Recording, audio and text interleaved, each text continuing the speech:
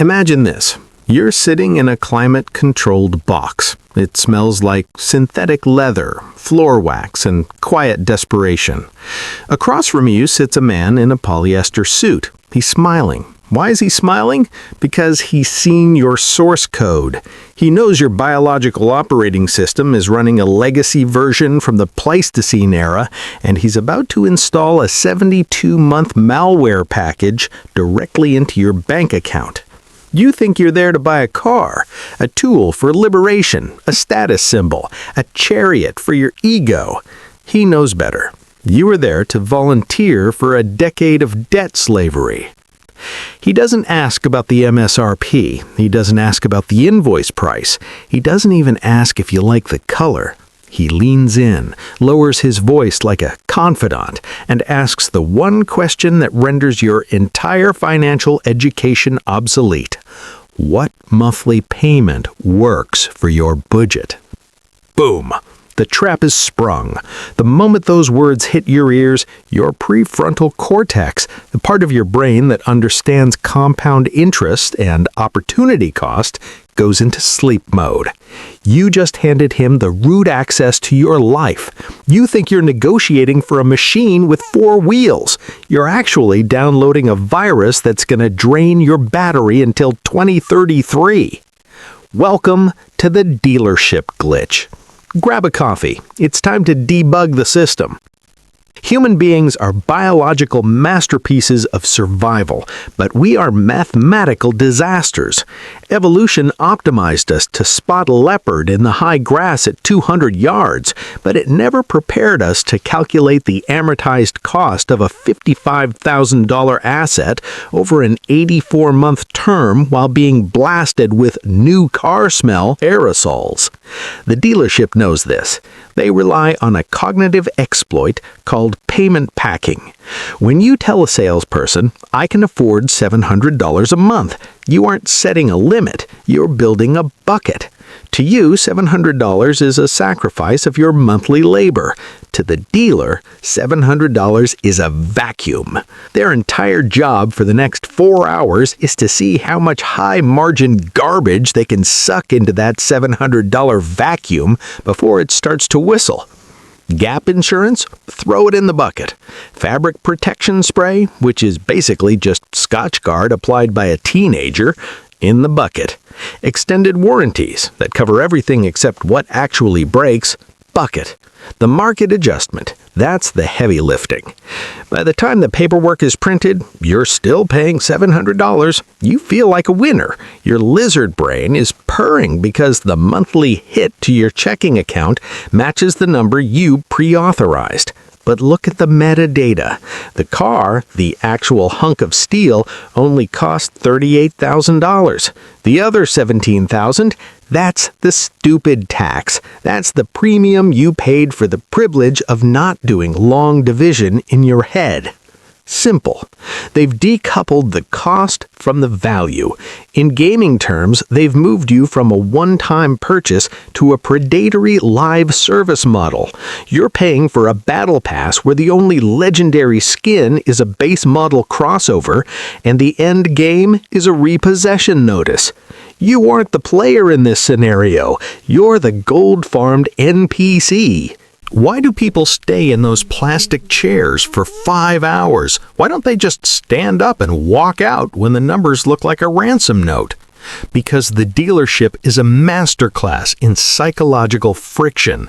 They use the Foursquare and the manager's office as a form of sensory deprivation. First, they take your keys. We just need to appraise your trade-in, they say. Translation, we are taking your shoes so you can't run away. Now you're a prisoner in a glass cubicle. Then comes the wait. They make you sit. They talk to the manager. They let your adrenaline spike, the excitement of the new toy. And then they let it crash into boredom and fatigue. By hour 4, your decision-making juice is gone. This is decision fatigue. Your brain literally runs out of glucose. You stop being a negotiator and start being a victim. You just want the keys. You want the new car smell, which which, by the way, is actually just the toxic off-gassing of phthalates and adhesives. You're literally huffing industrial chemicals while signing away your 30s. Nah, you didn't win because they knocked $20 off the monthly payment. You lost because they extended the loan by 24 months while you were staring at the free coffee machine. They waited for that moment of peak emotional investment, the climax of the sale, to slide the 15-page contract over. You sign. You don't read the fine print about the documentation fees or the prep charges. You just want to leave the simulation. You're chasing a dopamine hit. The dealer is just the guy holding the needle, and he's charging you 9% interest for the hit. Let's talk about the down payment myth. Conventional wisdom, the kind your broke uncle gives you, says put as much down as possible to lower the payment. The mathematical reality? You're throwing liquid capital into a trash compactor. A car is a melting ice cube. The second your rear tires clear the dealership's property line, 15 to 20% of the vehicle's value evaporates into the atmosphere. It's a glitch in the physics of value. If you put $10,000 down on a $60,000 SUV and a distracted teenager hits you in the parking lot next week, the insurance company doesn't care about your equity. They care about the actual cash value, ACV. The ACV just plummeted to $48,000. Your $10,000? Deleted. Server wipe. You just paid $10,000 for a week-long rental. Fatal.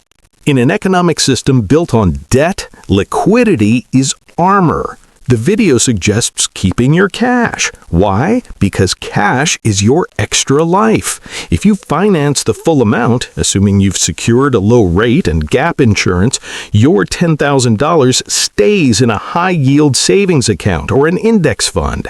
It earns interest for you. It's available for emergencies.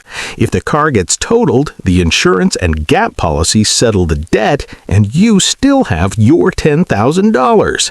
The dealership wants your cash up front because it reduces their risk. Why would you ever want to reduce the risk of a multi-billion-dollar lending institution at the expense of your own liquidity?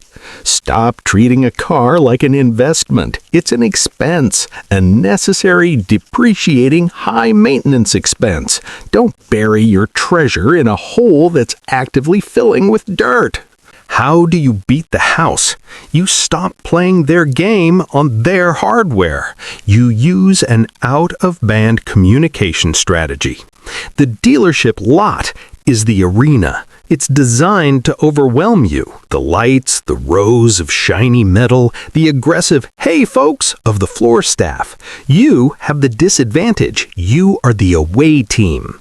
Instead, you use the rule of 5. You don't walk. You call, or better yet, you email.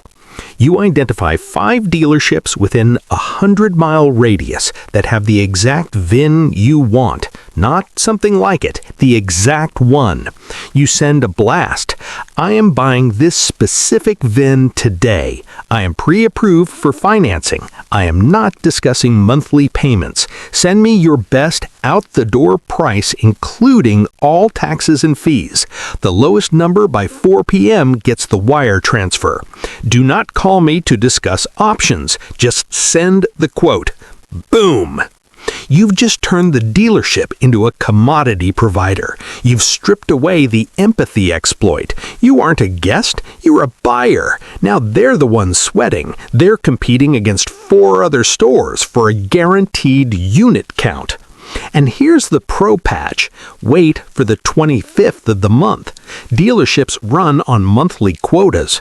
The manufacturer gives them massive bonuses if they hit a certain volume. If they're at 99 cars and need 100 to get a $50,000 bonus check from corporate, they will happily lose $2,000 on your car just to trigger that bonus.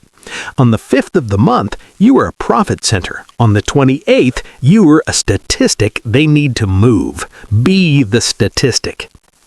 The final boss isn't the guy who showed you the cup holders, it's the guy in the back office, the F&I manager. The dealership isn't a car store, it's a high-interest lending agency that happens to have a showroom. They make more money on the back end, financing, warranties, and insurance, than they do on the actual metal. They'll look at your credit and say, the best we can do is 8.5%. They're lying, or more accurately, they're marking up the buy rate.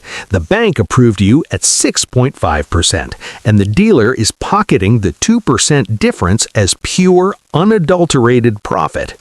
If you walk in with a pre-approval from your own credit union, you've just built a firewall. I'm already at 5.2% with my bank. Can you beat it?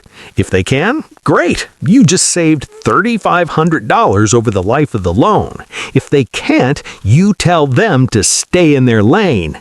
Ridiculous. Think about what $3,500 represents. For most people, that's 2 months of waking up, sitting in traffic, dealing with a boss they hate, and trading their finite lifespan for digits in a database. Why would you hand 2 months of your life to a stranger in a glass office just because you didn't want to spend 20 minutes on a credit union website? Check the math.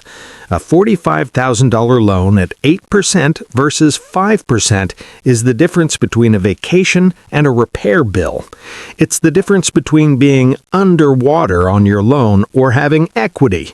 The math doesn't have feelings. Salespeople do, and they use them against you. Your biology wants comfort, but your wealth requires conflict.